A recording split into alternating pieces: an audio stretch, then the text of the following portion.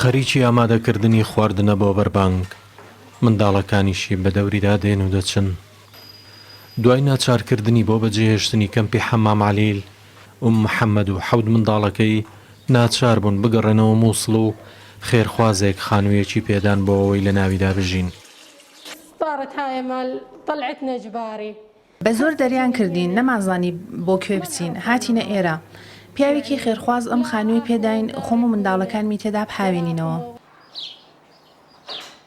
جیالەوەی وەک پێویست ناتوانێت بژێوی ژیانی خۆی و منداڵەکانی دابین بکات، بەڵام خەمی گەورەی ئەو ژنە گەڕانەوەی هاوسەرەکەیەتی کە لە کاتی شەڕی ڕزگارکردنەوەی مووسڵ لە ساڵی 2016ەوە شوێن بزر بووە. نازانێت کوژراوە یان زیندانی کراوە. هەموو خۆزگەیەکمان ئەوەیە باوکیان بگەڕێتەوە و لەو جەژنەدا منداڵەکان لە باوەش بگرێت. خواردن و خواردنەوە هیچ نییە، تەنیا باوکیان بێتەوە ناومان و بۆ ئێمە هەموو شتێکە.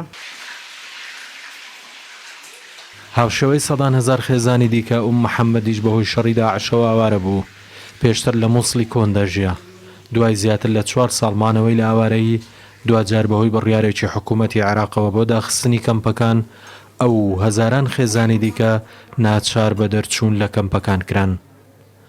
ڕێکخراوە مرۆییەکان نیگەرانن لە بە زۆر دەرکردنی ئاوارەکان لە کەمپەکان، لە کاتێکدا بەهۆی ئاوەدان نەکردنەوە بوونی میلیشیاکان ناتوانن بگەڕێنەوە ناوچەکانیان.